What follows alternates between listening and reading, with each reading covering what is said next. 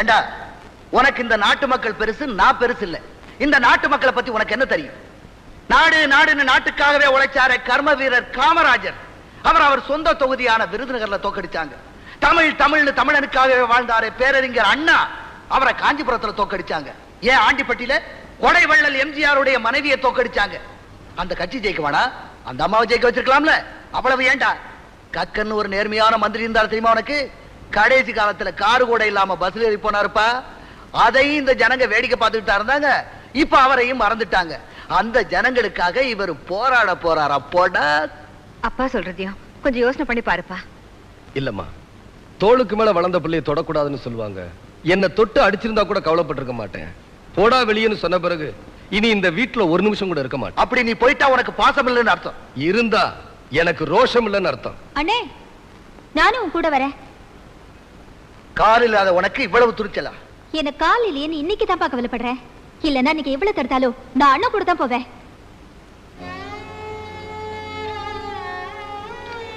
சந்தி, ஒரு வயசு பொண்ணு பிறந்த வீட்டை விட்டு போறதா இருந்தா அது புருஷனோட விடாதான் இருக்கணும். நீ இங்கே இருடா. அப்பா, நீங்க என்ன வீட்டை விட்டு அனுப்புறதா நினைக்கல. எனக்கு இன்னைக்கு தான் சுதந்திரம் கொடுத்திருக்கீங்கன்னு நினைக்கிறேன். இந்தியாவுக்கு சுதந்திரம் ராத்திரியில கிடைச்சது, முன்னேறல. எனக்கு பகல்ல கிடைச்சிருக்கு, முன்னேறி காட்டுறேன்.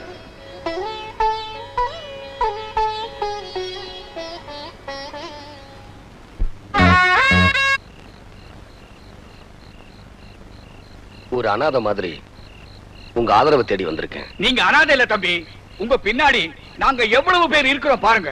வேலைக்கு ஒரு வீட்டுல சாப்பிட்டாலும் நீங்க ஆயுசு முழுக்க சாப்பிடலாம் தம்பி. அந்த அளவுக்கு அன்பை சம்பாரிச்சு வச்சிருக்கீங்க, ஆளுங்களை சம்பாரிச்சு வச்சிருக்கீங்க. அண்ணே, இனிமே இந்த நாட்டுல உங்களுக்கு எத்தனை தம்பிங்க தெரியுமா, எத்தனை தங்கச்சிங்க தெரியுமா? நீங்க ஏன் கவலைப்படுறீங்க? ஆனா தம்பி, உங்களை அசிங்கப்படுத்தி அனுப்புனாலே அந்த திலகவதி, அவளை மட்டும் விடக்கூடாது. எதுக்கு? எதுக்கா? நடந்த உண்மை அப்படியே மாத்தி சொல்லிட்டாளே தம்பி. அதான் அரசியல்வாதி. அப்படிப்பட்ட ஆளுங்களுக்கு தானே நீங்க ஓட்டு போடுறீங்க. செய்யற தப்பையெல்லாம் நீங்க செஞ்சுட்டு அவங்க மேல ஆத்திரப்படுறீங்க. நாங்க என்ன தப்பு செஞ்சோம் தம்பி? இத்தனை வருஷமா ஓட்டு போடுறீங்களே, பண்புள்ளவனுக்கா ஓட்டு போட்டிருக்கீங்க? இல்ல, பணம் கொடுத்தவனுக்கு தான் ஓட்டு போட்டிருக்கீங்க. குணம் உள்ளவனுக்கா ஓட்டு போட்டிருக்கீங்க? இல்ல, குடம் கொடுத்தவனுக்கு தான் ஓட்டு போட்டிருக்கீங்க. புத்திசாலிகளுக்கா ஓட்டு போட்டிருக்கீங்க? இல்ல, புடவை கொடுத்தவனுக்கு தான் ஓட்டு போட்டிருக்கீங்க. இவ்வளவு ஏன்? ஜாதியை பார்த்து ஓட்டு போடாத யாராவது ஒரு ஆள் இந்த கூட்டத்தில் இருக்காங்களா? சொல்லுங்க. இது வரைக்கும் நாங்க ஜாதி பார்த்து தான் ஓட்டு போட்டோம். எங்க ஜாதிக்காரனுக்கு தான் ஓட்டு போட்டோம். நீங்க ஓட்டு போட்டீங்க. ஆனா உங்க ஜாதி எம்எல்ஏ நீங்க முன்னேறதுக்காக என்ன பண்ணாரு? உங்க ஜாதியை சேர்ந்த ஒரு மந்திரியா இருக்காரு, அவரு நீங்க முன்னேறதுக்காக என்ன பண்ணாரு? ஏழைகளை எவனுமே நினைக்கிறது இல்ல. ஆனா நீங்க மட்டும் ஜாதிக்காக ஓட்டு போடுவீங்க. ஒண்ணு மட்டும் சொல்றேன், ஏழைங்களுக்கு ஜாதியும் இல்ல, அவங்களுக்கு எந்த நாதியும் இல்ல. இதை என்னைக்கு உணர்ந்து நீங்க ஓட்டு போடுறீங்களோ அன்னைக்கு தான் முன்னேற முடியும். இல்ல அந்த ஆண்டவனால கூட உங்களை காப்பாற்ற முடியாது. இனிமே நாங்க பணத்துக்கு ஓட்டு போட மாட்டோம். இனிமே நாங்க ஜாதிக்கு ஓட்டு போட மாட்டோம். இது சத்தியம். இது சத்தியம். இது சத்தியம். இது சத்தியம். இது சத்தியம். இது சத்தியம். இது சத்தியம். இது சத்தியம். இது சத்தியம். இது சத்தியம்.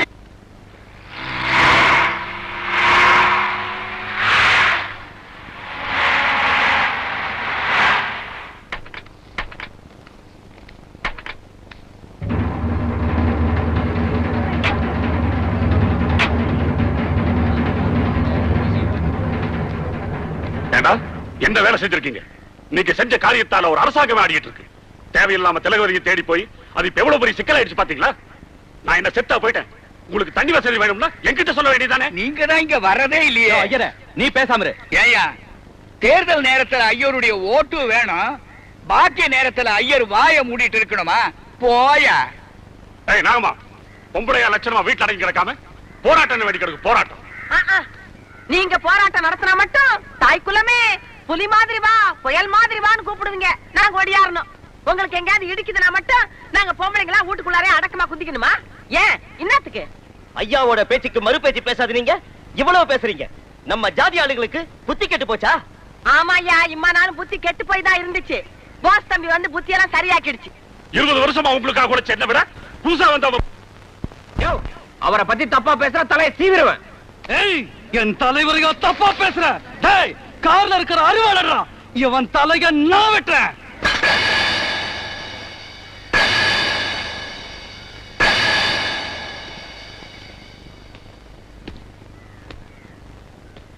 வெட்டு. வெட்றா. இத பாரு தம்பி, நீ ஊடால வர்றது நல்லா இல்ல, மரியாதையா போயிடு. ஏன்? நாங்கெல்லாம் ஒரே குடும்பம், ஒரே ஜாதி. என் ஜாதிக்காரங்க எனக்காக உயிரையும் கொடுப்பாங்க. உங்களுக்காக உயிரையும் கொடுப்பாங்க, நான் இல்லைன்னு சொல்லல. அப்படி உயிரை கொடுக்கறவங்களுக்கு நீங்க என்ன பண்ணிருக்கீங்க? எங்க ஜாதிக்காரங்க ஏமாத்தி 20 வருஷமா இந்த தொகுதியில எம்எல்ஏவா இருக்கீங்க. என்ன வசதி பண்ணி கொடுத்திருக்கீங்க? எங்க ஜாதிக்காரங்களை மேல கொண்டு வரப்போறேன் மேல போட்டு பேசுறீங்களே. உங்க ஜாதியில எத்தனை ஏழை பொண்ணுங்க இருக்காங்க, வரதட்சணை கொடுக்க முடியாம வறுமையில வாடி தவிச்சுக்கிட்டு இருக்காங்க. அவங்கள ஒரு பொண்ணுக்காவது உங்க செலவுல நீங்க கல்யாணம் பண்ணி கொடுத்திருக்கீங்களா, இல்ல உங்க ஜாதி சங்கம் தான் கல்யாணம் பண்ணி கொடுத்திருக்கா? உங்க ஜாதியில பண வசதி இல்லாம, படிக்க வசதி இல்லாம எத்தனை ஏழை மாணவர் இருக்காங்க. அவங்கள யாரையாவது உங்க செலவுல படிக்க வச்சிருக்கீங்களா, பட்டம் வாங்கி கொடுத்திருக்கீங்களா? இல்ல, போராட்டம் புத்திய மாத்தி ஜெயிலுக்கு அனுப்பியிருக்கீங்க. அவங்க குடும்பத்தை எல்லாம் சீரழிச்சு நடுத்தரவுல நிறுத்திருக்கீங்க. என்னோட ஒவ்வொரு நரம்பும் உடம்புல ஓடுற ரத்தமும் ஏன் ஜாதிக்காக பரபரப்பா பத்திரிகையில் அறிக்கை கொடுக்கறீங்களே. உங்க வீட்டு சமயக்காரன் உங்க ஜாதியா, கார் டிரைவர் உங்க ஜாதியா, மேனேஜர் உங்க ஜாதியா? உங்க மகனுக்கு கோடீஸ்வரர் வீட்டுல பொண்ணு எடுத்தீங்களே, அந்த பொண்ணு உங்க ஜாதியா? ஏன் நீங்க வச்சிருக்கீங்களே சின்ன வீடு, அது உங்க ஜாதியா? ஐயோ, சின்ன வீட்டுக்கு மட்டும் எவனும் ஜாதியே பாக்குறதுல தம்பி. அதுல மட்டும் ஜாதி மதம் கட்சி எல்லாத்தையும் விட்டுட்டு ஒன்னா கலந்துருவாங்க. ஓட்டு வாங்குறதுக்காக ஜாதி வரியை தூண்டி விடுவீங்க, அடுத்தவங்க உயிரை வாங்குறதுக்காக ஜாதி வரியை தூண்டி விடுவீங்க. ஆனா இவங்களை வசதி விடுறதுக்கு ஒண்ணுமே பண்ண மாட்டீங்க. 20 வருஷத்துக்கு முன்னால 200 ரூபாய் சம்பளத்துக்கு இருந்த நீங்க அரசியல்ல கொள்ளையடிச்சு இப்ப 200 கோடி ரூபாய் சொத்து சேர்த்து வச்சிருக்கீங்க. ஆனா இவங்க என்ன வச்சிருக்காங்க? இருக்கிறதுல அடமானம் வச்சிருக்காங்க. ஏமாத்துறதுக்கே பிறந்தவங்க அரசியல்வாதிங்க, ஏமாறதுக்குன்னே பிறந்தவங்க ஏழை ஜாதிங்க அப்படின்னு நீங்க எல்லாம் நினைச்சிட்டீங்க இல்ல? இவ்வளவு தூரம் பேசிட்டு இருக்கான், இவன் பேசிட்டு வேடிக்கை பார்த்துட்டீங்களா? இது பாருங்கய்யா, நேத்து வரைக்கும் உங்களுக்காக உயிரை கொடுத்தோம். இனிமே தம்பி சொன்னா எவன் உயிரையும் எடுப்போம். அதனால அசிங்கப்பட்டுக்காம போயிடுங்க. எம்எல்ஏ ஐயா, இதுக்கு மேலே நீங்க இங்க நிக்கிறத விட பேசாம தூக்கு போட்டு செத்து போலாம்.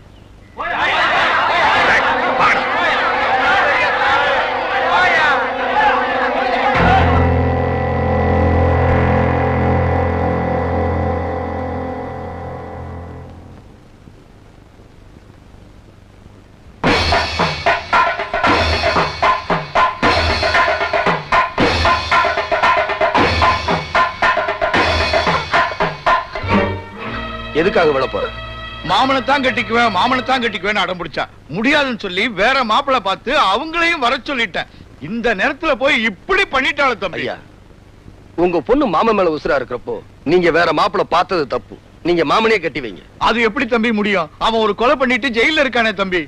என் மாமா எதுக்காக ஜெயில இருக்காரு? திருநார கொள்ளடிச்சாரா? நம்ம ஜாதிக்காரங்களை கேவலமா பேசினவன் தலைய சீவிட்டு உள்ள இருக்காரு. அண்ணன் எப்படியாவது என் மாமனுக்கு என்ன கட்டி வைங்க. அவ வாழ்க்கைய அவ முடிவு பண்ணிட்டா, கல்யாண தேதிய நீங்க முடிவு பண்ணுங்க.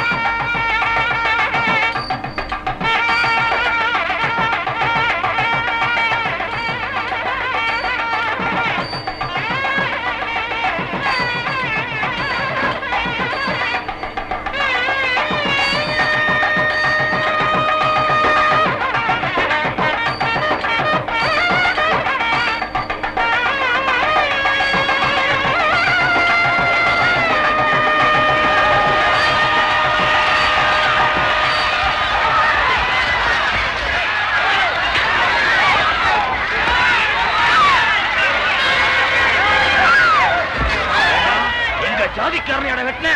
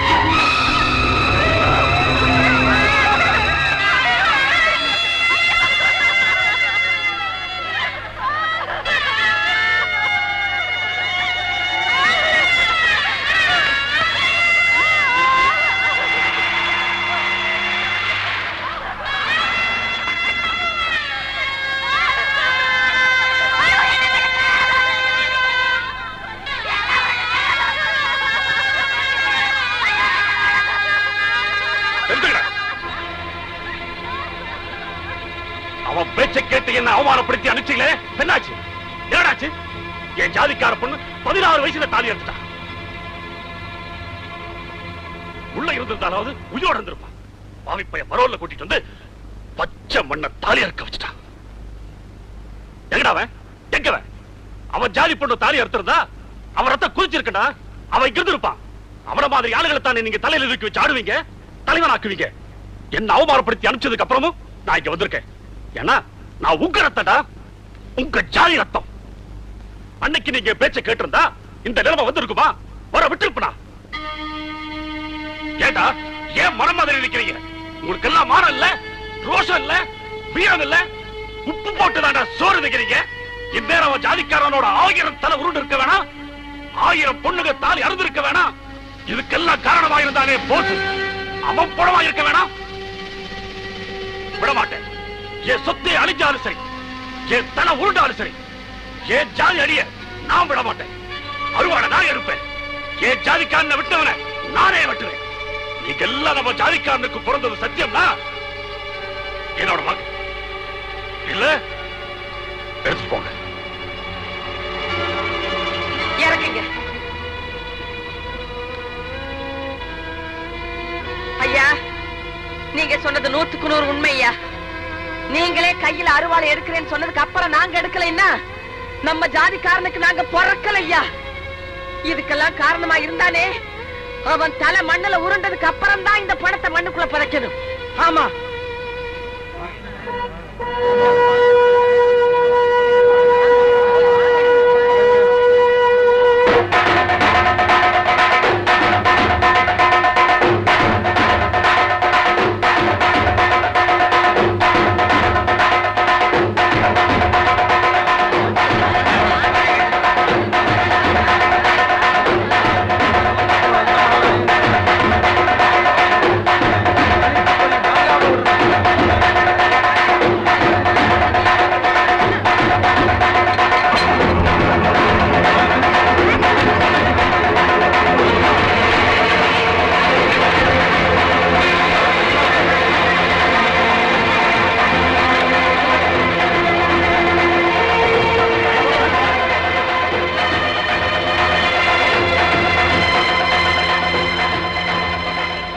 இப்பதான்டா நீங்க நம்ம ஜாதிக்காரங்க.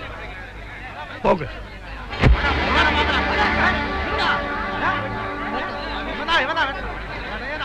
போறதுக்கு முன்னாடி இவன் யாருன்னு தெரிஞ்சுட்டு போங்க.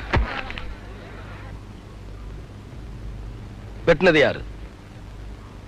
நான் தான். ஏய், வெட்ட சொன்னது யாருடா? சொல்ற.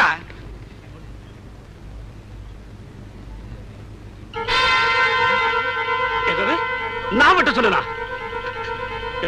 ஏடா நான் விட்டு சொன்னா? ஏன் ஜாதிக்காரன் நான் விட்டு சொன்னா? இவ அப்படி சொல்ல சொன்னா? நீ இவாளா? ஏடா ஒன்னா இருக்கிற ஜாதியை உடைக்க வந்திருக்கியா? நாங்க ஒன்னா இருக்கணும்னா நீ உயிரோடு இருக்க கூடாது. அருவாளா என்ன அருவாளா? ஐயா, இனிமே அருவாளை நீங்க எடுக்க கூடாது. எங்களுக்கெல்லாம் நல்லது பண்றது யாருன்னு நீங்க எங்களுக்கு உணர்த்திட்டீங்க. நாங்களே பாத்துக்கிறோம்.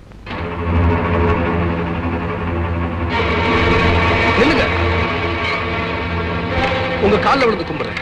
ஜாதி வெறியால ஒன்னா இருக்க தேசத்தை உடைச்சிடாதீங்க. இது நம்ம நாடு, நம்ம பூமி. நாசமாக்கிறாதீங்க. முடியாது, முடியாது.